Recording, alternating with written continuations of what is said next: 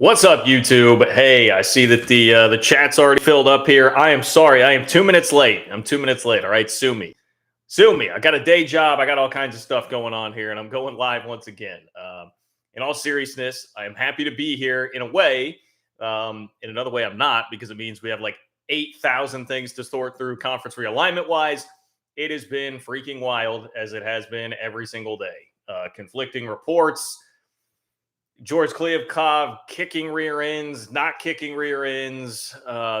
It's a mess. Arizona and Colorado potentially leaning toward the Big 12, but maybe not. I Who knows, dude? We have statements being put out by a couple of different Pac-12 schools. We have others saying that there are deep talks happening between the Big 12 and some of these Pac-12 schools, and then some scoffing at that notion. So we're gonna do our best to sort it all out here with your help in this chat tonight. I promise you that we'll get to the bottom of everything and really where it really stands right now. After I spent as much of the day as I possibly could sifting through Twitter to get you all of the appropriate nuggets here. So here's a rundown of what's going to happen. I'm going to go through the latest story to come out about this alliance, loose partnership, however it is that you want to phrase it, between the Pac 12 and the ACC. And I probably should not mock it as much as I am because there is a prevailing thought in some circles that this is going to be a legitimate thing that could be a real serious existential threat to the Big 12. I don't know.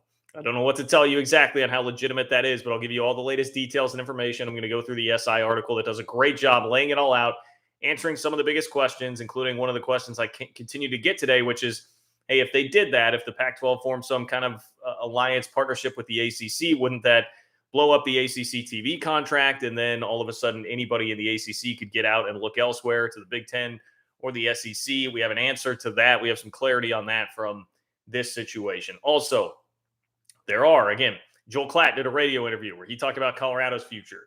The publisher of the Arizona 24/7 site, he certainly has an opinion on where Arizona is at right now in relation to the Big 12. So we'll get to that information. Dan Wetzel, I mean, my guy, I love him on the Yahoo College Football Podcast, but he wrote a column today saying if you're a college football fan, you should be rooting for the Pac-12 to survive. In fact, I can get you the direct headline here because it really frustrated me in light of how the Big 12 was treated last year. It said there is currently a fight to keep the Pac-12 together. If you love college football, you should root for the league to survive. And my response to that is, that's all great. That's all well and good. I tend to agree in general with the take, but where the hell was that last year? Where was that last year when the Big 12 was on the verge of crumbling?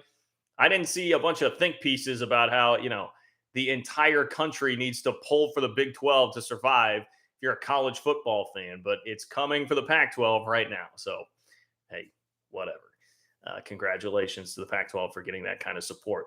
We even had, I mean, this is like the pace of all of this is insane. We had a full report from The Athletic with Max Olson, Nicole Auerbach, and others contributing to it about basically the Big 12 situation and where they are at. So I'll get you some of the details on that. But it's like that came out I saw it at like 9 o'clock this morning. So it's old news now. I mean, I can't put out one of these standalone videos without it being outdated in 5 minutes. So that is a part of the problem with all of this. So much information flowing back and forth. But that's my agenda, more or less, on what I want to get to today. I will let you guys dictate a lot of it, though, as I always say here on the chat. And the way that you do that, obviously, you can see the chat is very, very crowded already. I'm sure it's going to get even more so that way tonight. So if you want to get my attention, if you want to make sure your question or comment makes it onto the chat, you can donate by clicking the $ below the chat box where it says say something. Not only support the work I'm doing here on the channel to bring you content like all week now, we're in year-round realignment season right now, but also just Big 12 content throughout the year. And again, ensures that your question or comment makes it into the chat. So double-barreled there. And hey, if you could all go like the video right now, that doesn't cost you a cent, totally free. If you could like the video, I would appreciate it because that is one free way to help me out. It helps me out with the algorithm.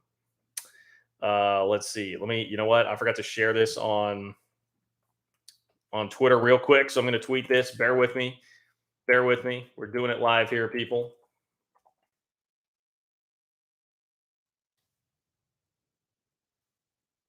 Let's talk Big 12, Pac 12. All All right. Got it out on Twitter. Here we go. Let's get rolling with R Web, who is first in here with a donation tonight. Thank you, R Web. R Web says Big 12 got 99 problems, but an alliance ain't one. Hit me. I like your theme, R Web. I like your theme. You're always hitting me with the Jay-Z with the Rock Nation flair lately here in the chat. I don't know. Here's the thing, R Web. I'm towing such a line right now between leaning into the mocking the alliance thing and the fact that it feels like another something that's written on the back of an Applebee's napkin, or being legitimately scared about it. I mean, I went through multiple iterations of that today alone, just based on some of the scuttlebutt that you read. Because, and I'll get to this, I'll outline it. I'm going to read you the article, all the details of it, and then I'm going to outline basically the two schools of thought right now on who has the upper hand, the Big 12 or the Pac 12 here in the real fight for survival. But there's a line of thinking that, like, that's the way to go, cozy up to the ACC and therefore ESPN, and you're going to be in a much better position. And the Big 12 could be in jeopardy of having ESPN pull some strings to try and blow up the conference again, where we've seen that before. Oh, yeah, last year. Or the other way, that this is all silly. It's not going to add enough TV value, and those schools will be gone from the Pac 12 to the Big 12 anyway very soon, and none of this will matter. So that's kind of where we're at. But I appreciate the zeal and hopefully the confidence. I mean, look, I need you guys to be confident to help buoy my confidence in all of this. Because another thing I saw was somebody saying, like, look, I've worked, I believe it was a BYU guys. Like, I've worked at a BYU site for like 10 years. I'm not saying I have the most inside sources in the world, but I've been a pretty plugged in guy, and I have no idea who to reach out to for legitimate information right now. And I have no idea how anybody thinks that they're getting legitimate information right now, because all these conversations are happening so high up. So all kind of an exercise in futility to really speculate. But that is what we do. That is what we do. That is why this channel exists, more or less. Christian, I appreciate the donation. Christian says, who seems to be the worst fan base from the Pac-12, and why is it Utah? Man, I tell you what, Utah fans, sheesh, I don't know if any of you guys are in here. I have respect for Utah's football program. I mean, I came into this process with nothing but respect for Utah. And I had even more respect when I went to go look up, before I sent out the tweet saying that I am shocked at the ego that Utah football fans have. I went to go look up what their record has been, and it was even more consistent than I thought. It basically reads almost exactly like Oklahoma State's like last 10 to 15 years, which is pretty impressive. That's a solid, consistent program. However, that is not a program worthy of being in the SEC or the Big Ten. And that is, I mean, I've seen both of those sentiments expressed by Utah, and very much scoffing at the thought, the notion of being in the lowly Big 12. So, yeah, I don't feel like I have an intimate enough knowledge of the Utah fan base at large to probably make some sweeping generalization about them being the worst fan base in the Pac-12, but I get the point that you're making, because come on. And realignment has exposed a lot of fan bases and puts people in vulnerable positions and all that. But Utah, you very clearly belong in conference number 3. Like, you very clearly belong in the next best after those first two groups. But between your brand, the fact that you share a state with BYU, which is like a bigger national brand, and also a pretty big football school, and like, hey, you've had success, but this is not Alabama level success. You are not Alabama of the Pac-12, by the way, a pretty weak Pac-12, but you've been good. All of that, not having a totally sexy brand, not being a blue blood, and just being a good to very good program does not get you entrance in the Big Ten and the SEC. I mean, Washington and Oregon were like not even halfway there to meeting the monetary threshold for the Big Ten. You think Utah is? I didn't intend to get off on the Utah rant here before we really get going, but those are my observations on Utah so far. So appreciate the donation. Thank you for the support of the channel. Thank you for being in here tonight. Browns and Beers. Thank you for the donation, Browns and Beers. Browns and Beers, can we get the Colorado beer can story you mentioned on Twitter? Yes. All right. So I would actually love to tell you that story. I said in a tweet, just do it, Colorado. Come to the Big 12. I'll even forgive you for the beer cans, or the beer bottles, rather. Beer bottles under the tires of a university vehicle all those years ago. So circa 2010, it was one of 2 trips that I made actually for the K-State student radio station to Boulder to broadcast the football game. I did 2008 K-State Colorado, good old Ron Prince era. I did 2010 K-State Colorado. And I think, well, you know what? Maybe it was the 08 game. I forget if it was 08 or 10. One of those 2 games, So we had to drive this university vehicle there, it was like an all white, like sedan, like Camry or something. And you drove that, but it had a big like K-State logo on the side of it, but not like just the logo. It said like Kansas State University. It was like kind of a cornier like academia logo. And so we had to drive that to the stadium. So we parked it, wherever like the media parking was. And Colorado students, like while we were in there, saw it was a K-State vehicle, took these empty beer bottles, put them under the tires so that you can't, kind of hidden, so you didn't really see it. So the game ends and we get into the car and go to back up. And as soon as we start backing up, this university vehicle, we're like students, totally broke college kids out there in a university vehicle, and we reverse and you just hear psh, psh, psh, these beer bottles busting. Now, luckily, the tires survived, so we were able to make it back. And like the 8-9 hour drive back to Manhattan from Boulder after that, we were okay. But that is the story. That is the story. So I will forgive Colorado for their past transgressions there. Listen, I had some great times in Boulder. There's another story about a whiteout, what would you call it? Like a highlighter party rave that I went to the night before at a dorm. It was like a dorm party in Boulder. We had some fun. We had some fun on those trips to Boulder as well. Even another story that certainly is not fit for YouTube. You'll have to find me sometime. You'll have to buy me a beer sometime to hear that story. But I've got some Boulder stories for sure. So I would welcome them back into the Big 12. No questions asked. R Web, thank you for the donation again. R Web says, what is the new alliance offering when the ACC already gets 5 Notre Dame games and Florida State, Clemson, Georgia Tech, and Louisville have SEC rivalry games, pack games on ACC Network? LOL. Yeah, I mean, look, ultimately that is kind of where I lie on this. I don't know how there's going to be enough TV value to make this work. The idea is basically that this alliance between the two would create extra value for the pack. It would replace the Pac-12 network, which hasn't been distributed anywhere. So the ACC network would pick up some Pac-12 games and would be shown on the West Coast so people could actually access it.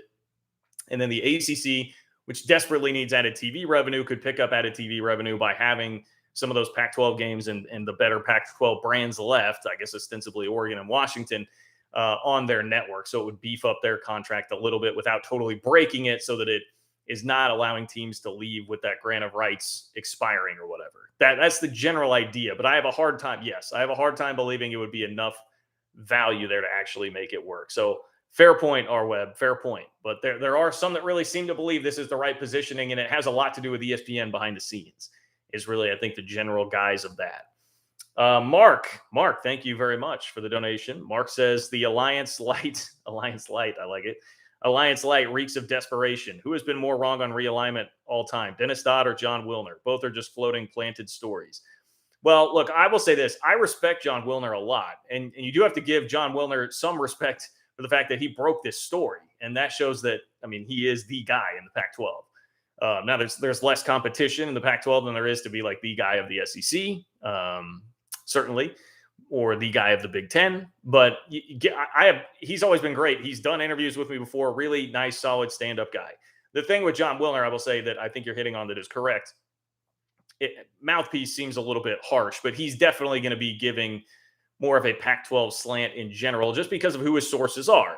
And the league right now is desperately fighting for survival. So there is an advantage to trying to paint the public narrative in your favor. And as much as you can mold that story through journalists that you have a relationship with, that's going to help you out. So yes, I understand, like, take it with a grain of salt.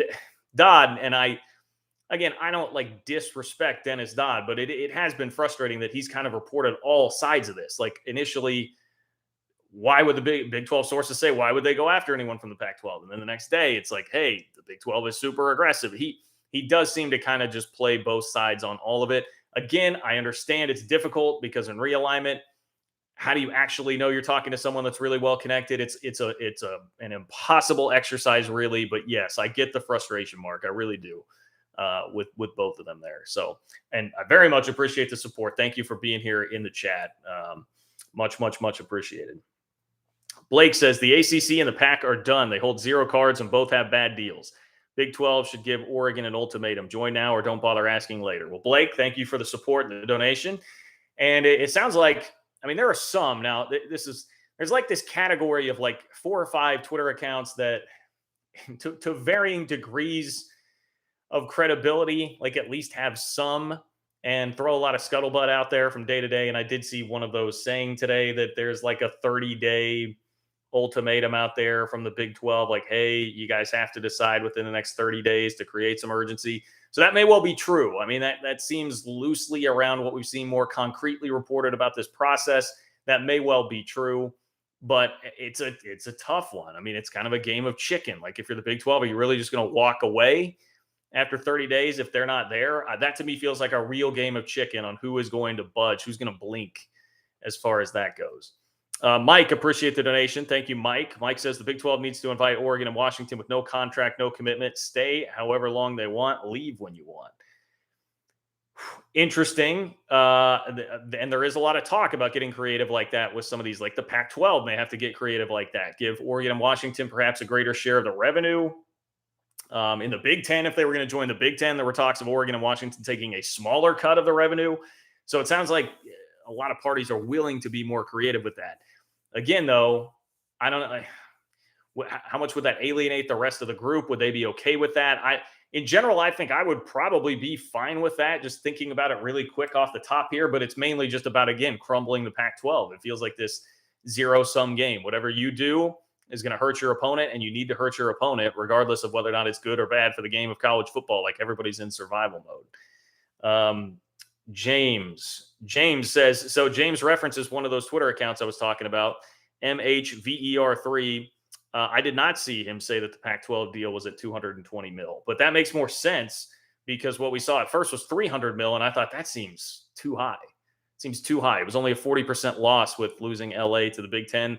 That felt too high to me. 220 would make me feel better about all this because that would mean the Pac-12 is in an even deeper hole. Boom to the Sooner. What's up, Boom to the Sooner? Love seeing you here. He says, will the Sooners get a piece of Colorado before heading out the door? I guess conceivably that could happen. 2024 being the date for USC, UCLA, and the year after.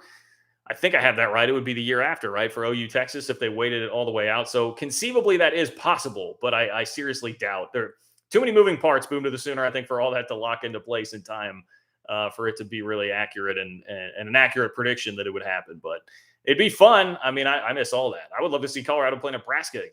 Like, get that rivalry going once again. Gregory, thank you for the support, Gregory. Much appreciated.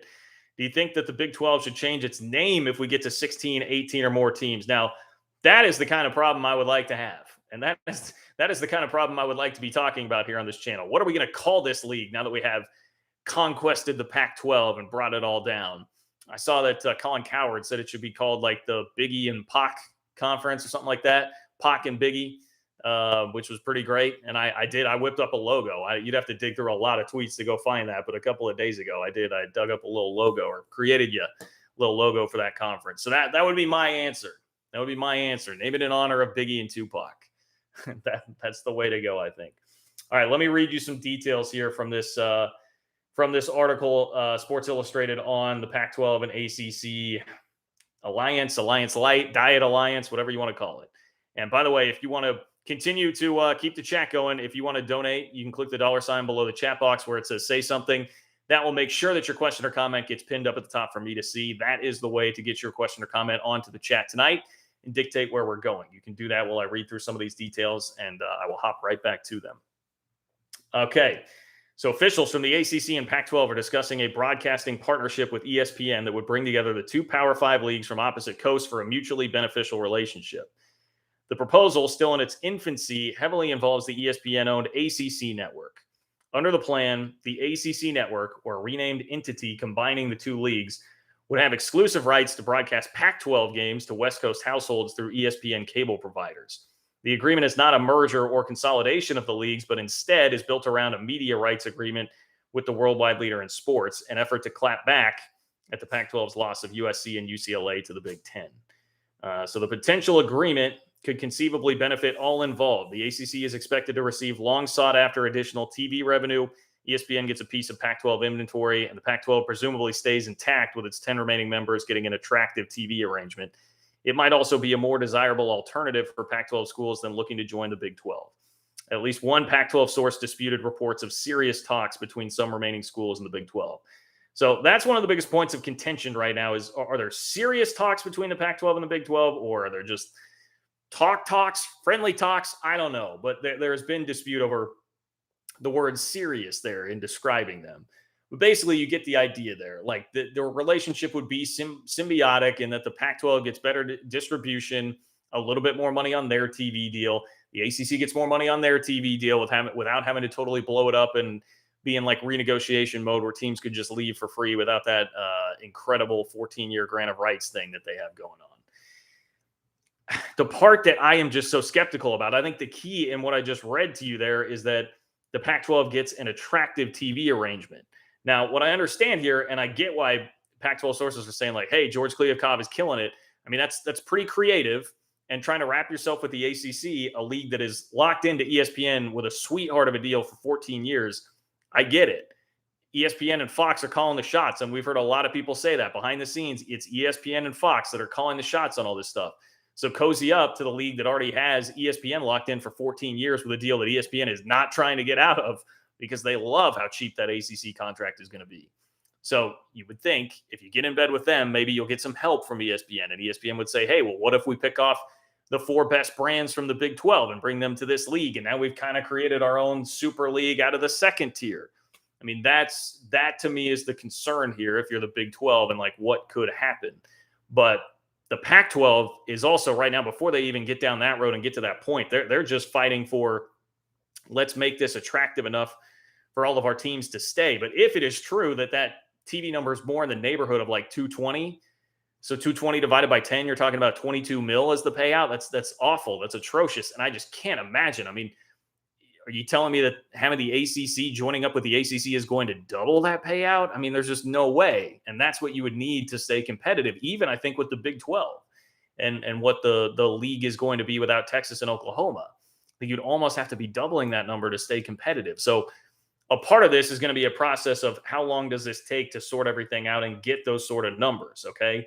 So as it continues on, however, those briefed on the ACC Pac-12 proposal believe it has plenty of hurdles to clear and details to be ironed out before becoming a reality. This should be a long-term and deliberate decision that could take weeks, if not months, to rectify, says one administrator. The key question, does the arrangement generate enough additional revenue to be worthwhile? One administrator who has knowledge of the discussions said ACC ADs first heard of the idea during a conference call Friday. Quote, it's something that has been considered worth exploring, but nothing has had any detail put behind it. The administrator said the general response has been, give us more specificity. So it's still in its infancy and talking about like months potentially that you would have to go before actually getting everything ironed out here. And that, I mean, does anybody have months right now? Like the Pac-12 already entered supposedly that 30-day window negotiation wise for the TV contract right now. They're trying to rush to the altar with that. If it's going to take months to get all the details back, I don't know if you're going to get teams to hang around that long. That to me, that paragraph was encouraging because if it's something where the Pac-12 is going to have to go through exhaustive research to prove how much the TV dollars would actually be there to try and make it compelling for Arizona, Arizona State, Colorado, and Utah to not leave, to try and make it compelling for Oregon and Washington to sign something on a sheet of paper saying that they'll commit to that league for a certain period of time. It seems like a tall task. I understand the idea. It is very creative. I think it's a pretty smart move by Kliavkoff to try, but how will it actually work out in practice? That is really the question right now. All right, let me get to some of the donations here. Bry Guy 2724, appreciate you, man. Bry Guy says, do we see a world where the Big Ten and SEC hoard big brands and cut the fat in teams like Illinois, Indiana, Northwestern, etc.? Yes, I do think that's probably coming at some point here.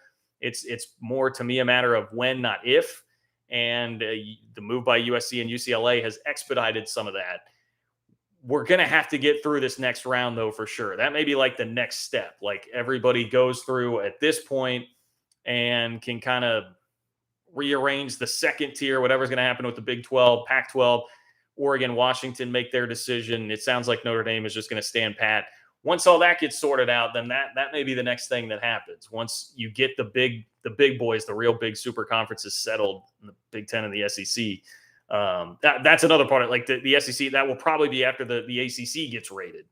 right? And that seems inevitable at some point. North Carolina is one of the most valuable pieces, in addition to Florida State, Clemson, and Miami. I should not leave them out like I have. Even Virginia seems to hold a lot of value.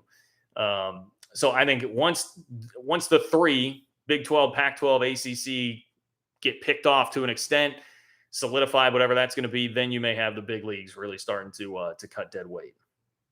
Jeff, I see the donation. Thank you, Jeff. Daniel, thank you for the donation. Much appreciated, my friend. Daniel says, most reporting seems based on speculation or out loud thinking from peripheral sources. The power players are not talking, just like the silence before the mega moves last year and this year. I would agree. I would agree, Daniel. I think, I trust the reporting from The Athletic, the reporting from Ross Dellinger of Sports Illustrated. I kind of hold that in higher regard than basically anybody else. Oh, and I mean, a total other article that has just been breezed past because so much has happened. But Pete Thamel of ESPN, that's another guy I really trust. And he did a good ESPN Insider article outlining a lot of these same themes. And most of that information seems to generally sync up. So I do trust that to an extent. But in terms of the actual viability of what's happening and where teams are going, not like everybody's playing all sides of this to their benefit. So like, yes, are the real power players the people that would really know talking? Probably not. And then the people that are going to try and shape whatever narrative they can through whatever means they can, aka like whatever reporters. So I agree with you. I do agree with you. And that's why this is kind of an exercise in futility, but it's such a compelling topic that we all kind of do it. So right now, I think we have some general themes, some general ideas, but in this idea of like who's winning Big 12 or Pac 12 right now, who really has the upper hand, I think we probably just don't know the actual reality of that. Because those that would know in like conference rooms, C-suite offices somewhere, like we're not getting that information. Blake, appreciate the donation, Blake. I don't see a question attached to that. Oh, but I do hear, okay, Blake with another one. Thank you, Blake. Appreciate it, my friend. Blake says, hey, man, great show. Do you think this alliance is being used as a negotiating tool to entice the four corner schools to jump to the Big 12? Everyone knows it would be more lucrative in the Big 12. Well, so my idea here is that it's, and maybe this is what you mean, but my thought here is, I mean, this is the Pac-12 trying to be creative and give them reason to stay. Be like, hey, look, we've got this. We can get in bed with the ACC, a conference that we like. Remember the alliance. We like them because, we're not a bunch of dummies, a bunch of nitwits that can just roll in with a 2.0 GPA to these Big 12 schools and walk out with a degree, right? We hold ourselves in higher regard. So we can go partner with them. You won't have to go to the Big 12 and, just wait. We'll get the TV numbers here soon. Just wait. But it'll probably be similar or more than what the Big 12. That, I think, is the idea. But yes, to me, it seems pretty obvious it would be more lucrative still in the Big 12. That is the part that I would love to know now. Like TV execs behind closed doors, get me into those meetings and let me know like what the figures are that are actually being discussed here that could happen. And/or is it more about like ESPN trying to eventually plot their way to, and this is the dangerous part, plot their way to pulling teams away from the Big 12 to basically create a Big 12, Pac-12 kind of super conference merger between the two so you can pick the best brands there to get the most value from an ESPN standpoint. I do wonder about that. Timothy, appreciate the donation. Thank you, Timothy. Zach, thank you for the donation. Zach says, Cincy fan here. Thank God this didn't all happen last year. There's no way we get out of the AAC purgatory if the Big 12 had its sights on raiding the Pac-12. Yeah, and that is where, like I said this, I think on the last live show, I feel bad for – I did like an interview on San Diego Sports Radio yesterday, and they're asking me about San Diego State. That's one that I definitely feel bad for because now it's like everybody's, the Pac-12 is not looking for them. Pac-12 needs to think bigger, and they're trying to link up with the ACC. The Big 12 is trying to raid the Pac-12. Like now it's kind of all gone up a level as opposed to where the Big 12 was last year and searching for teams. So if you were just barely on that cut line and didn't quite make it, it's a tough position to be in right now. So I'm with you. I think for Cincinnati, and obviously a very deserved bump up for Cincinnati, I would be very happy about how the timing worked out on that as well. Mark, thank you for the donation. Really appreciate that, Mark. Mark says 2021 Washington TV ratings, number 38 last year. Utah, number 37. Arizona State, 47. Colorado, 61. Other than Oregon, these are terrible. This is a weaker conference than Big 12, and demographic shifts will only make it worse in the Pac-12 footprint over time.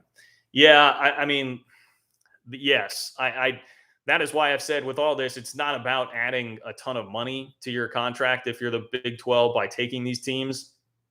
It's about just kill or be killed. It's about knocking out the Pac-12, taking away some competition, and coming out pretty much even. It sounds like from a TV standpoint. That is a video. I had a legitimate video done, ready to go. It was supposed to go out this morning, but I had to cancel it because too much happened.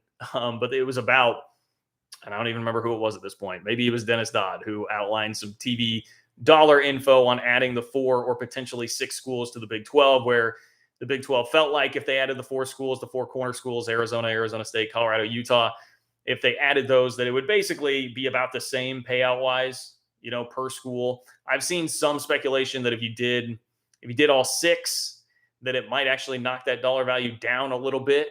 But to me, once again, a worthy trade-off. But I think your point there, Mark, is about more the long-term viability of the Pac-12. And I definitely understand what you're saying. When you combine that with the fact that, Oregon and Washington, even if they do sign something, even if they do stick around, like expecting them to actually be committed, especially when Oregon has Phil Knight and all of his money to get out of whatever it is that they would have to get out to the second the Big Ten would decide to invite them.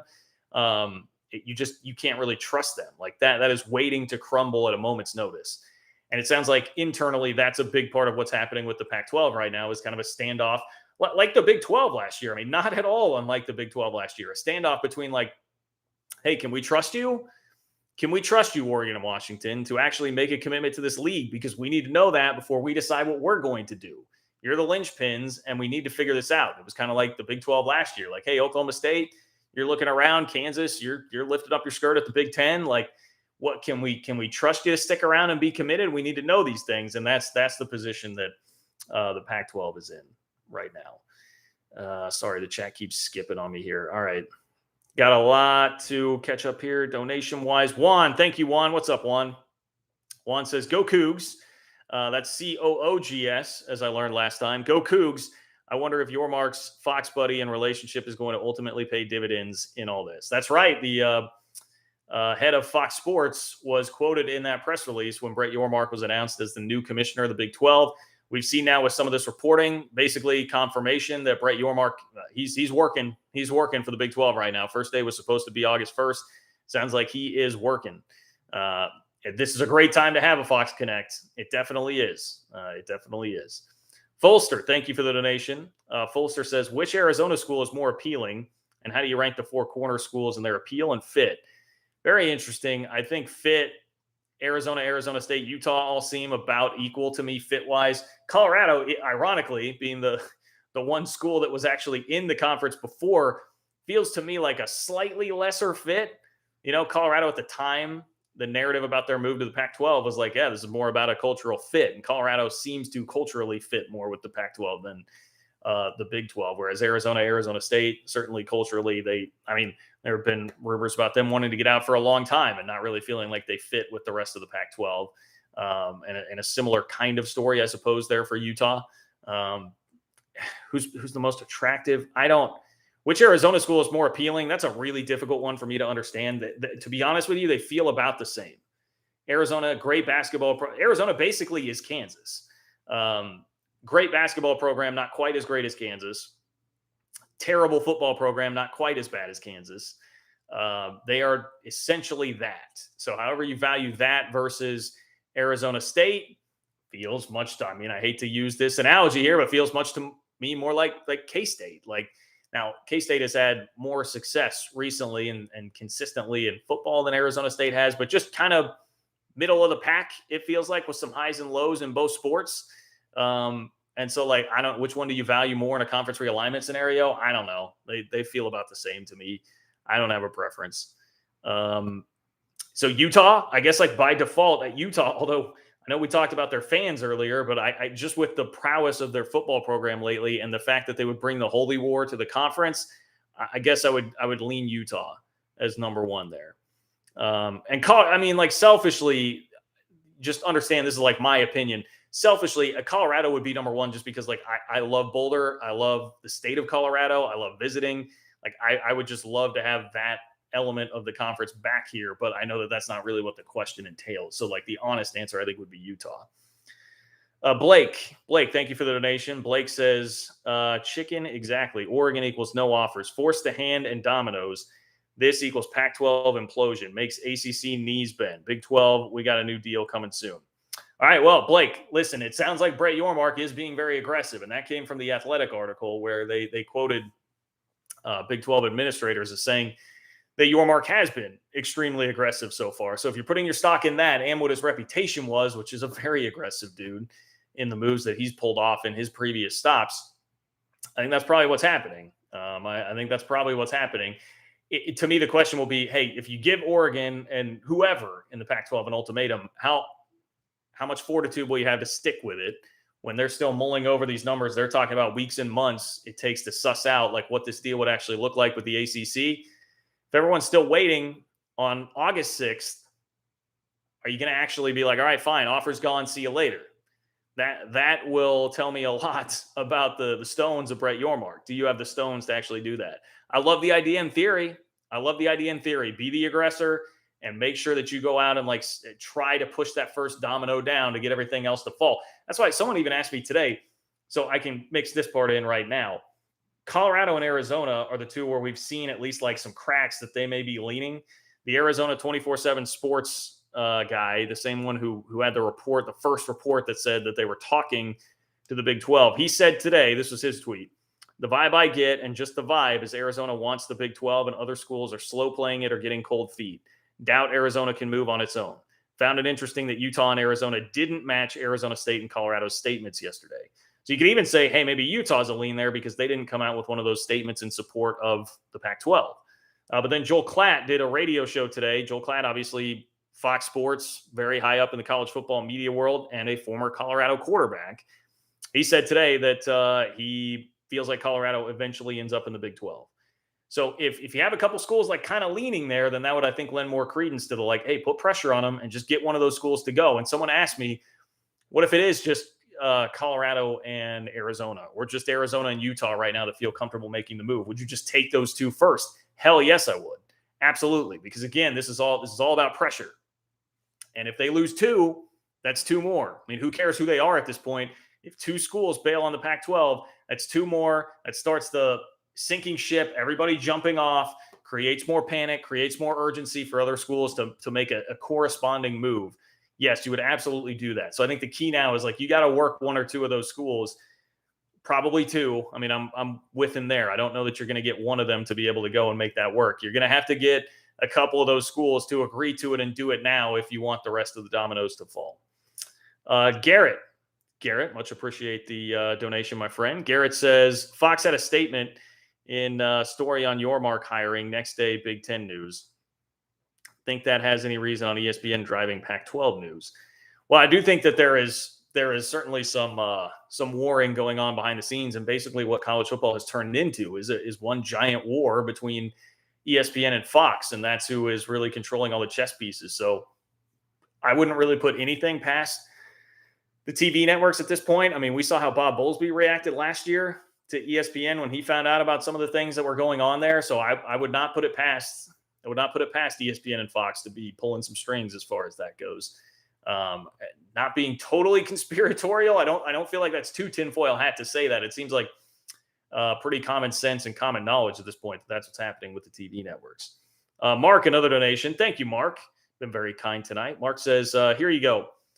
Oklahoma State 22, Iowa State 27, Cincinnati 28, Baylor 30, West Virginia 39, TCU 40. And I assume, Mark, I think you were the one earlier that was talking about TV viewership numbers. So all those schools much better than all those Pac-12 schools. And you're right. Now, some of that too is like the Pac-12 deals with the funky time zones and Pac-12 after dark. Not as many people watching then, but that's all a part of it, right? I mean, that's the reality if you're going to be a Pac-12 school. So that is just some of the battle that they face. But that is pretty illuminating that the Big 12 across the board had much better TV numbers there, especially when last year all we did was read about Stuart Mandel's piece that, stayed pinned on his Twitter profile forever with those misleading TV numbers about the 8 remaining schools in the Big 12 and how dreadful it was. And instead we saw a year where they not only performed well on the field, but did pretty well with the TV viewership numbers that you're pointing out there too. So appreciate you digging those up, Mark. Really, really do. Doug, thank you for the donation, Doug. I see you in there. Man, I keep trying to scroll through these and the chat keeps jumping. So bear with me here. Bear with me. Bud, my friend Bud. Thank you, Bud. Extremely kind, extremely generous donation. Bud says, thanks for the great work, John. Lubbock Guest House, guess the dot ending. Lubbock Guest House, if you are looking for a place to stay in Lubbock in the LBK, hit up Lubbock Guest House and my guy Bud. Thank you, Bud, as always, for being here. I see Robbie says King Bud. I would agree with that. King Bud, my man. Thank you, dude. Juan, I hear Fox and ESPN calling shots, but isn't there a third network like CBS that would want a third underdog Cinderella super conference? Well, there's been I've heard a lot of talk of NBC wanting to enter the game somewhere in all of this, and I think they could play a part. I don't think, when we're talking TV networks with like the Big 12 deal and maybe even the Pac-12 deal, I do think you're talking about multiple partners here. I don't think it would not just be one or the other. You're going to have multiple partners here. And yeah, NBC is one that I hear mentioned quite a bit, that they want something to pair with Notre Dame. Like they want to be more of a legitimate factor in with piggybacking kind of off the fact that they have the Notre Dame contract and all of that. So yes, I do think you're going to hear other names involved. And even then, there's been speculation about Apple because Apple has just they signed a big deal with MLS. So they seem to be getting more into the streaming, the live sports game. So yeah, I think you will hear more about that. And especially, if the Big 12 pulls these four corner schools from the Pac-12, like that will be a very fun conference. Like college football fans will watch that. There is an appetite for that. That will be a very fun, that's a marketable league. I already think it's a pretty marketable league, but it becomes a more marketable league with those schools. Not the sexiest names overall, but there's enough fun there. And that is what makes college football great, is kind of the zaniness and fun. There's enough there to be a viable product. Joseph, appreciate the donation, Joseph. Joseph says, if the Big 12 did add the Pac-12 schools, wouldn't that likely force the Big 12 and Texas OU into an early exit deal since the Pac-12 TV deal ends sooner? All right, I'm going to have to think on this one for a second. So if the Big 12 did add Pac-12 schools, wouldn't that likely force the Big 12 and Texas OU into an early exit deal since the Pac-12 deal ends sooner? I don't think, because if you think about it right now, Joseph, you have four schools that are coming in. The Big 12 changed its membership, and you have four schools that are coming in, and Texas and Oklahoma still are bound to that grant of rights that they signed. It didn't change anything as far as that goes. So I'd imagine it would be the same with the Pac-12 schools whenever they start. Like, I guess you'd be dealing with potentially like an 18 or 20 team league. That part all seems like a mess, and we'll see how that gets sorted out.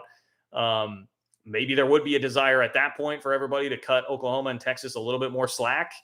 I think there's a lot on the table there that could expedite the process of getting Texas and OU out of the league if you do bring some of those schools in. But I don't think it would be anything like you'd be like contractually obligated to do. And I don't think it would be something where it just blows up the TV contract immediately or enters some renegotiating window that would allow Texas and Oklahoma to leave without having to pay up. I don't think so, but I also am admittedly in over my head on that point. I'm in over my head on how the contract specifically would work with that. So that's kind of a wishy-washy answer, and I wish I could be a little more definitive with that for you, but I'm merely a YouTuber now, my friend. I don't know all the legalities quite with how that would work. Boom to the Sooner. Thank you, Boom to the Sooner, my friend. Boom to the Sooner says, would you take one Pac-12 school if only one would come? It's a tough question to answer because, in general, yes, I think.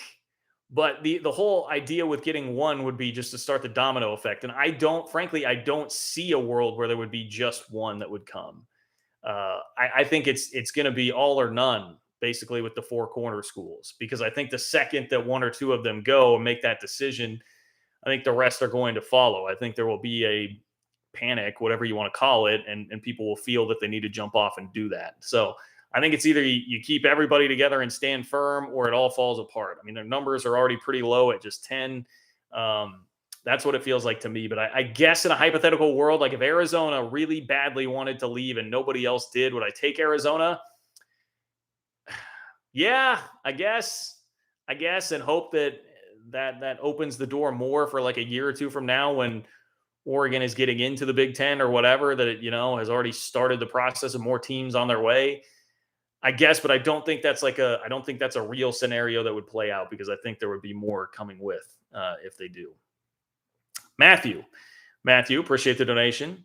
Matthew says, if the Big 12 got rated, what are the top 4 schools you think would get invited elsewhere? Thanks for the coverage, Matthew from Lubbock. Shout out to Matthew from Lubbock. I think Texas Tech, Oklahoma State, Kansas. God, now I got to think about the new schools that are in here too. Those are like the 3 that jump out to me. Baylor is such a tricky one because I hear people tell me they'd be like a bottom tier brand that ESPN wouldn't care to deal with at all. But they're having unbelievable, like wild success right now in both football and men's basketball. So that one's a tough one for me to peg. Like maybe TCU, because we saw the reporting from the Fort Worth Star-Telegram, Mac Engel, that TCU and Houston supposedly were 2 that were considered along with Kansas by the Pac-12 last year when they were going through this whole process. So, I guess you would kind of lump those schools in together. I think I just rattled off like 5, right? Off the top of my head, that feels like what would be sort of the first tier there in terms of who would be the most attractive. I think like Oklahoma State, Texas Tech, and Kansas would probably be 1, 2, and 3 if we're talking about the Pac-12 actually pulling some teams away. TCU and Houston in the mix too. That would be my gut. Although again, it's like, some of this, and we did go through this last year as I'm thinking through it. Texas Tech, like, does the Pac-12 want to mess with Texas Tech? I feel like they look down too much at like Texas Tech or even like an Oklahoma State. So maybe that's why they went more the TCU Houston route and clearly wanted to get into Texas. So I don't know. That's even a tough one to answer, but I'm just off the cuff. That's kind of what I'm feeling about it. Joseph, appreciate another Joseph donation here, my friend. Joseph says, by the way, I've never caught you live, but I'm a Longhorn fan, and you'd be surprised how many of us hate the same things about the school that you do. Oh, hey. That being said, I grew up on the Big 12, and I hope it comes out stronger. What a great sentiment, Joseph. Thank you. Thank you for being a good Longhorn fan and for recognizing some of the flaws inherent to Texas that kind of come along with being a UT fan. So self-awareness is always a good thing. Self-awareness is always a good thing, and you are a very self-aware Texas fan. So for you and you only, I hope that Arch Manning is wonderful. For the rest of the Texas fan base, I hope that Arch Manning is awful. Kind of halfway kidding there. But thank you, Joseph, sincerely. I do appreciate that. 1, you being here. 2, you supporting the channel. And 3, offering some kind words for the rest of us in the Big 12. That is a world that can exist, right? Hey, Texas, go off, do your thing. You can root for your team in the SEC. And you can also root for the strength of the Big 12 and hope that, the rest of your old compadres don't just wilt away and die. So thank you. AG list. I don't see a comment attached there, so I hope I'm not missing it, but thank you for the donation. Blake, thank you for the donation. Blake says, my thinking is this: if Oregon or any Pac-12 don't join after the ultimatum, great. Then we have more room to grab up good ACC teams when that implodes. Well, that is an interesting thought. Can you then still sit around, even if the Pac-12 and the ACC have some sort of alliance thing? Can you still sit around and then hope, all right, the SEC is going to get antsy and trigger happy and feel like they can pluck North Carolina, Clemson, Florida State, Miami? Maybe they go for the whole kit and caboodle there. And then you just wait and scoop up like the Louisvilles of the world when the ACC goes kaboom. That's not a terrible thought. And I do think there's a scenario here. In fact, at one point today, I remember saying, feels to me like maybe the most likely scenario, that the Pac-12 just stays put at 10 for now. They get Oregon and Washington to sign something with this alliance deal with the ACC. And then everything does settle and stay put for a little while, and you wait for the next move, which would either be Notre Dame, but I still don't see that happening. Notre Dame or the SEC then trying to go rob the ACC and get it all figured out in court, as Josh Pate said the other day, another great college football media mind, that he was hearing the thought process there was that we can figure it out in court as far as getting out of that grant of rights goes. So good stuff there. Who else do we have? I think I might be about caught up now with the donations. Robert says, thoughts about Texas leaving the SEC at the altar and joining the Big Ten with Notre Dame to get an even 18. Now, that's a hell of a story, Robert. Man, I like where your head's at on that. We have had our minds blown by Texas and Oklahoma leaving all of a sudden out of nowhere, and then USC and UCLA leaving all of a sudden out of nowhere. They would be topped. They would be one-upped by Texas leaving the SEC at the altar to link up with Notre Dame to go to the Big Ten. Uh, Selfishly, I would love it just because of how much fire that would set to the college football world. Can you imagine listening to the Paul Feinbaum show the day that that happens? It would be wonderful. I would love to see it. I would love, love, love, love to see it. But I don't think it happened. Notre Dame, unless the playoff ever gets to a point where it's like auto bids for conference champions or something, which the SEC is incentivized to not have happen for that exact reason. They don't want Notre Dame to jump to the Big Ten. They're incentivized to always just make it very open and give Notre Dame a nice, easy path there if they go undefeated or only lose one game or two games, whatever, to get into the playoff. I don't think Notre Dame, because of that, is ever going to have to be forced to enter a conference. So I don't think that would happen. The speculation on Texas to the Big Ten is interesting. I don't know. I guess if you could make them more of an offer that they can't refuse, I don't. If you stroke Texas's ego a little bit, it seems to be a good way to do it. Seems unlikely, but maybe not totally out of the question. But something that I would selfishly very, very much love to see. Let's see.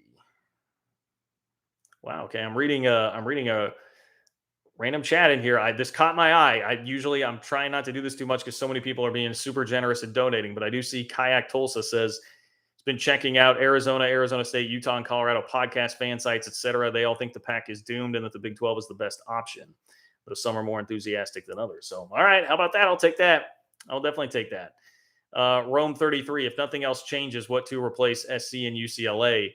I don't think there's anybody coming to replace anybody. I just don't. I think the Pac-12 would lose money per school if they were to add any of the other available options. San Diego State, I think, would be the best and the most logical fit there, but I don't think that's going to. I think you're going to be losing money. You're splitting the pie then an extra way and not getting more value out of that TV contract. So I don't think that that's going to happen. Boom to the Sooner.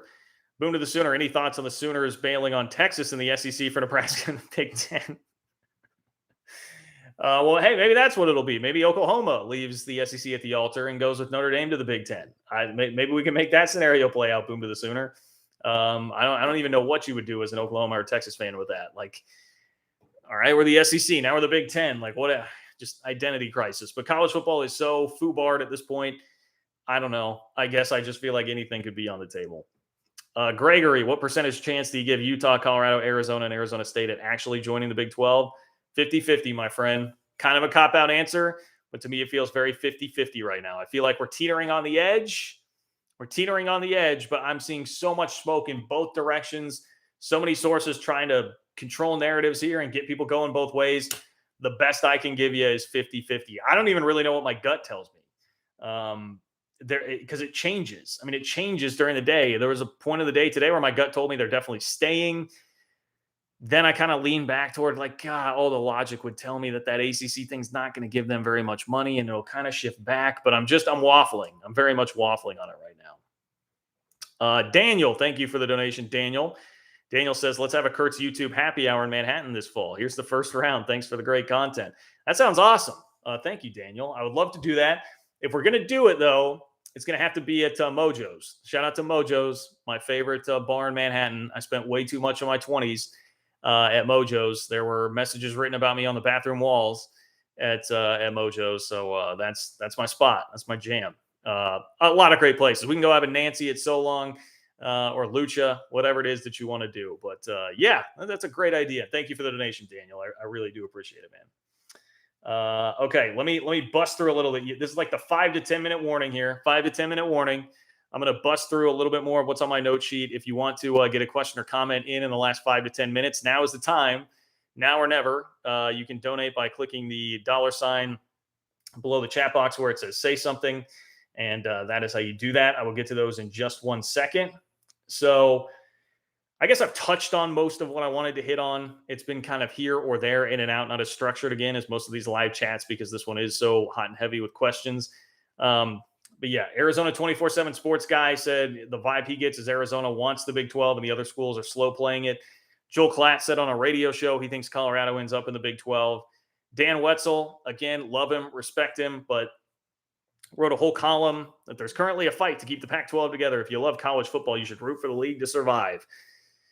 Roll my eyes at that because last year there was no sentiment of that for the Big 12. And I know I saw Tony Altomore reiterating this fact in the replies to that. And I understand he's saying, like, look, the idea being that if the Pac-12 goes away, college football will, in essence, be dead on the West Coast. So in the Midwest, if the Big 12 were to go away, there would still be football fans. There'd still be football in the Midwest. But it's still a conference. It's still the fan base. I mean, look, if we're talking about like passionate fan bases, who's losing more in terms of passionate college football fans and fan bases? It would be the Big 12. There are better fan bases there. I saw that mentioned in the Sports Illustrated article that part of the appeal for the Four Corners jump into the Big 12 is that they would actually get fan bases that care and travel. So I don't know.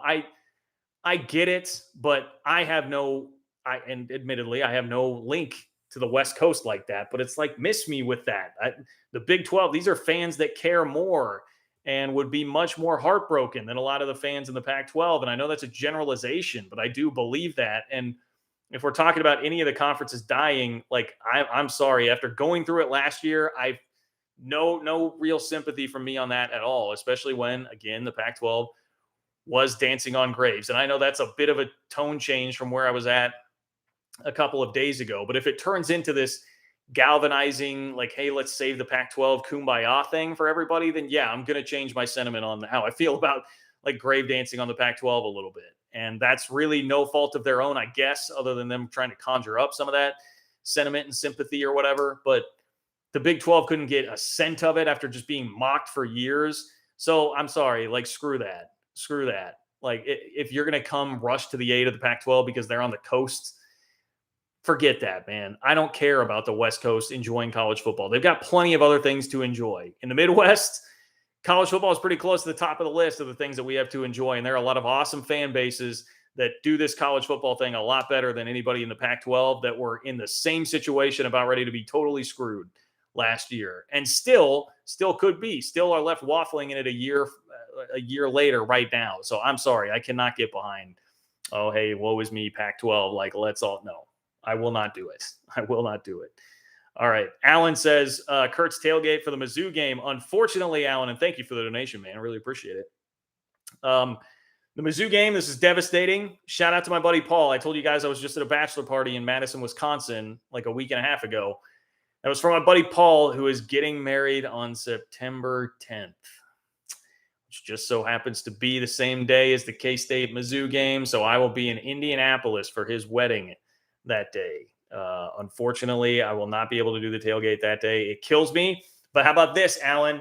I am going to absolutely be in Columbia next year when K-State plays at Mizzou, because I miss those days. I went to a couple K-State Mizzou games in Columbia when I was growing up, and I missed that. So I will definitely be at the game in Columbia. So I'll see you there, and I'm sure I'll be at virtually every other K-State home game this year. Ben, all right, we'll rip through these donations and get out of here. Ben, Ultimate Power Move. Thank you for the donation, by the way, and the support, Ben. Ultimate Power Move. Notre Dame raids 7 teams from the SEC and Big Ten to form a super duper conference. Well, first of all, I love the name Super Duper Conference. I can get behind that.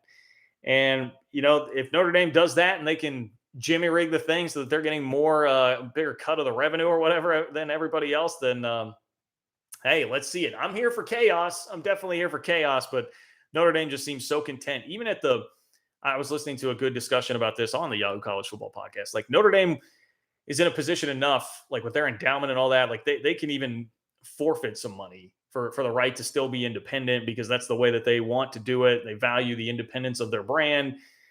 Feel like that would get diluted a little bit in a conference, which is probably true. Like, I understand why Notre Dame does what they do. It's annoying, but I understand it. Christopher, thank you for the donation, Christopher. I don't see a message attached, so I'm sorry if I'm missing that, but thank you for supporting the channel, my friend. I just lost my place here. Joe, do you think all this conference merging remains, or do you think this merging crap drags out into the non-conference schedule this fall? I would have to think. That's a great question, Joe. I would have to think that it is done before we actually get into football season. This latest round of it is done before we get into football season. But the caveat is, I read you that piece from Sports Illustrated earlier, and that said that the Pac-12 folks feel like it could take weeks to months, perhaps, to get it all sorted out, figuring out what it would mean, their partnership with the ACC. And if you believe that, then obviously that timeline could take us into football season. It just seems like things get so busy, so hectic for everybody during football and with all the other sports, oh, by the way, that still happen in the NCAA firing off. It's tough for me to see people having enough time to fully go through all that. And there is a real sense of urgency. We know the Big 12 is being aggressive here. Oregon is desperately trying to get into the Big 12. There's a lot of desperation and urgency out there. Feels to me like there's too much of that for this to actually go on for months, but I would leave open a possibility. So I would guess no, but I wouldn't say definitively no on that, Joe. Very good question, though. Very good question. Delaric, what would the reaction be if Texas and OU say, just kidding, we're staying in the Big 12? Not going to happen, but it would be funny. Oh, it would definitely be funny. It would definitely be funny, and I would be here for it. Maybe they're just dying to get those games against Colorado back. Colorado says, hey, we're coming back, and Oklahoma can't resist the thought of playing Colorado again. Or maybe it's Texas. Remember that time Texas they hung 70 on Colorado in a Big 12 championship game once upon a time. I think that was the national champion year. That was Vince Young. That was VY in the Big 12 championship game, hanging 70 on Ralphie. So maybe that's it. Colorado comes back and Texas says, hey, we missed those days where we could actually beat up on mediocre to good football programs, because it's been a long, long time. It's been a long time since that's been the case, Texas. Aglist, John, thanks for being the voice of the Big 12. I'm a KU grad and loyal Jayhawk. Go Big 12 and the hell with the Big 10. My man, I don't know that we can close this thing off any better than that. Aglist, I shouldn't assume man. My man or woman, whoever you are, Aglist, that is a great comment to close this thing off. Great comment. By the way, I did see, Mike Vernon, who, sometimes I have poked fun at, but he is a very well-connected guy on the Kansas side. He even tweeted the other day, basically, that the Big Ten dream for now is dead for Kansas because all the focus is on football, which, like I could have told you that. I've been telling you that. But that is at least some more confirmation on that side that Kansas is internally feeling now like their best option is to make the Big 12 as strong as possible. Something we could have done like a whole show on, but there is too much information happening to even focus on that for more than like 30 seconds here at the end of the show. You guys, you've been too kind today. Thank you. I appreciate you all. Keep spreading the love. Spread the word about the channel. Facebook groups of fans or of teams, rather, conferences that you support. Spread the channel in there. Let's continue to grow this thing. Let everybody know on social media, word of mouth, etc. That all really helps. Follow me on Twitter at JL Kurtz, JLKURTZ. If you want more up to the minute updates on this as it's happening, because it is wild. It is hot and heavy and things change every 2 seconds. So a good way to stay up with that is to follow me on Twitter. I will be back. I should be back live on Sunday. I can't imagine at this point with everything going on that I'm going to be missing live shows, but I will also, I'm sure, have some content in between there, because I would guess that we're going to keep getting little bits of information. Alfcat, thank you for the donation and saying Avery Johnson to the Little Apple. Yes, K-State landed an Elite 11 quarterback, the first time they've done that since Josh Freeman. Huge deal. K-State is recruiting their what's off right now, and that is why it's so frustrating that you're also dealing with the stress of where are we going to be in a couple of years while all that's happening. But Chris Kleiman, shout out to him. He's killing it. And K-State today had 6 first-team All-Big 12 selections on the preseason All-Big 12 team that came out. Most of anybody in the league. So I've been telling you, dark horse candidate for the Big 12 title. I don't know if it's even dark horse anymore. They've got 6 dudes. Oklahoma had 1. 6 for the Cats on the preseason All-Big 12 team. So, remember that thing? Like, we play football sometimes. We actually do play. Michael, I want Oregon, Washington, Arizona's hashtag Go Cougs BYU. Thank you, Michael. Thank you for the donation. Thank you to everybody that was here tonight. I'm going to take a break. This felt like kind of a marathon chat. But until next time, see you later, guys.